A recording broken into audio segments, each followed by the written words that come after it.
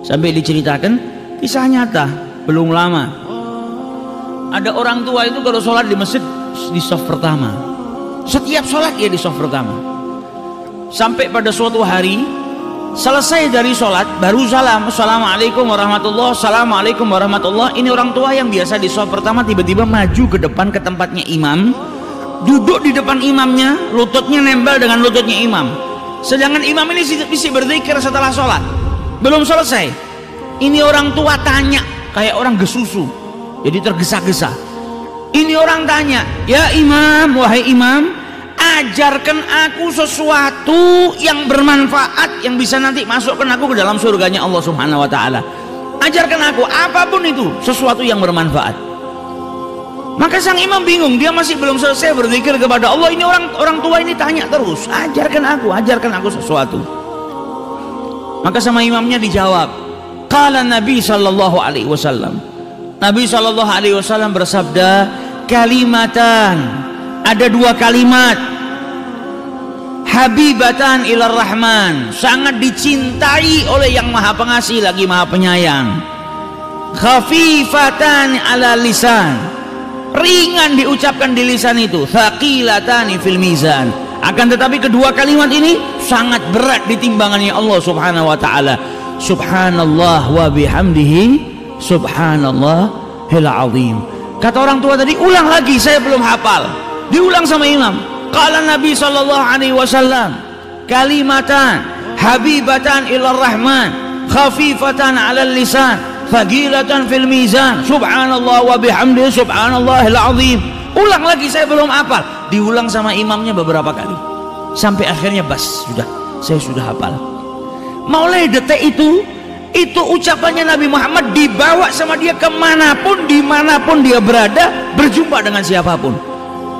Ada pernikahan dia ketemu orang, qala Nabi sallallahu alaihi wasallam, ingatkan orang, ada dua kalimat dicintai sama Allah, ringan di lisan tapi berat di timbangan. Subhanallah wa bihamdi subhanallahil azim. Ketemu siapapun dia ucapkan, ketemu siapapun dia ucapkan, ketemu anaknya, ketemu tetangganya, ketemu sahabatnya, di masjid, di luar masjid, ada tamu ke rumahnya, selalu dia ulang-ulang kalimatan habibatan ilar rahman, terus diulang-ulang sampai akhirnya datang suatu ketika dia sakit, masuk rumah sakit tidak sadar, selama beberapa hari nggak sadar, koma.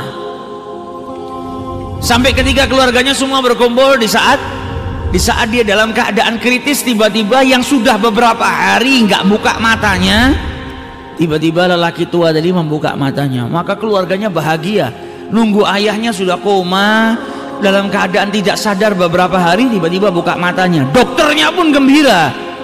Ketika dokternya hendak memeriksa si pasien tua tadi, dipegang sama yang tua tadi. Yang tua tadi memegang dalam keadaan kedua matanya terbuka sambil berkata, ya dokter, wahai dokter, Nabi Shallallahu alaihi wasallam bersabda kalimatan, dua kalimat dicintai sama Allah, ringan di lisan ketika diucapkan namun berat di timbangannya Allah Subhanahu wa ta'ala. Subhanallahi wa bihamdihi subhanallahil azim. Ketika itu meninggal dunia, meninggal dalam keadaan mengucap subhanallah wa bihamdihi subhanallahil azim, mata ala husnil khatimah. Nah ini kalau sudah dibiasakan, terbiasa. Kalau kita di setiap waktu senggang istighfar, waktu senggang sholawat, ya apa yang kita biasakan itu insya Allah kita wafat dalam keadaan mengucap itu. Kalau terbiasanya malah ngomong kotor, ya akhirnya kita wafat juga dalam keadaan berbicara kotor. Wa'iyadzubillah. Sukanya ngerasanin orang, akhirnya matinya dalam keadaan ngerasanin orang. Sukanya ngadu domba, matinya dalam keadaan ngadu domba. Wa'iyadzubillah. Namun kalau orang saling berzikir, maka kebiasaannya berzikir itu insya Allah akan menjadikan dirinya wafat dalam keadaan berzikir mengingat Allah Subhanahu wa ta'ala.